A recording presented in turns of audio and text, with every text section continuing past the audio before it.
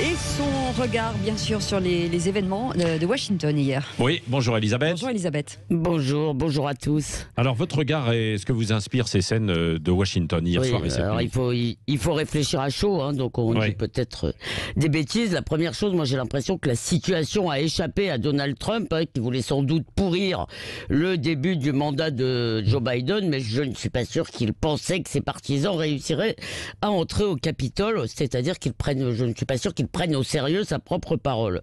La deuxième chose, c'est qu'on nous parle de révolution, d'insurrection et même de coup d'État. Ça me semble tout de même excessif.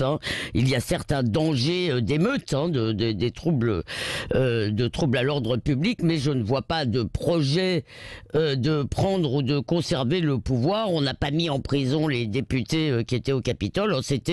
J'ai entendu un spécialiste ce matin dire que c'était une occupation conservatrice par des gens qui disent, et qui d'ailleurs croient sans doute, la démocratie c'est nous et le Congrès est à nous. Oui, donc la démocratie américaine n'est pas en danger selon vous alors ? Si, mais c'est pas un danger immédiat, si vous voulez, d'un coup d'État du général Tapioca, quoi. C'est le danger, en fait, c'est qu'il n'y a plus, il semble qu'il n'y ait plus consensus sur le règlement pacifique des conflits et sur le caractère sacré des institutions. Et ce qui est peut-être encore plus grave, c'est qu'il n'y a plus de langage commun de la raison. Vous avez dû voir l'image du leader, enfin d'un des leaders de ces mouvements de foule hier, là, avec ses cornes et ses tatouages votanistes. Il semblait plutôt sorti d'un film des Avengers. Cependant, il faut pas se tromper. On peut pas simplement réduire ce qui s'est passé, le mouvement qui a eu lieu hier, à une foule d'illuminés. Il semble qu'il y avait beaucoup de vétérans. Je crois que la personne qui a été tuée était une militaire. Oui, il y en a eu beaucoup d'anciens policiers, beaucoup d'anciens policiers, et que c'est l'Amérique qui se sent menacée par la culture woke. Oui. Peut-on connaître des troubles semblables? C'est un peu tôt évidemment pour en tirer des enseignements, mais des troubles semblables en France?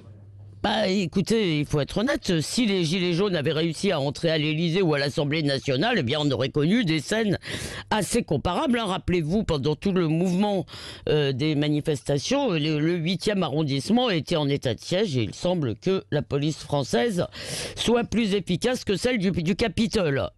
Mais il y a des points communs tout de même. Il y a une population qui se sent menacée par le monde qui vient et méprisée par les grands médias, et pas sans raison.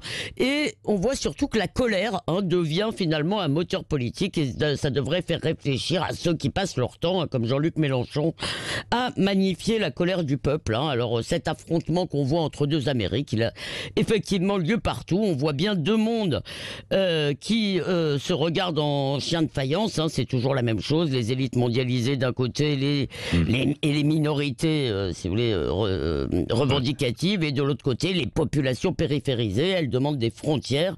Les traités de plouc et d'abrutis, je ne crois pas que ça nous mènera à grand-chose, sinon aux images de chaos. Merci, le regard libre d'Elisabeth Lévy, comme chaque matin à 8h15. Et on vous retrouvera tout à l'heure avec Françoise Degois dans le petit déjeuner de l'actualité à 9h moins le quart.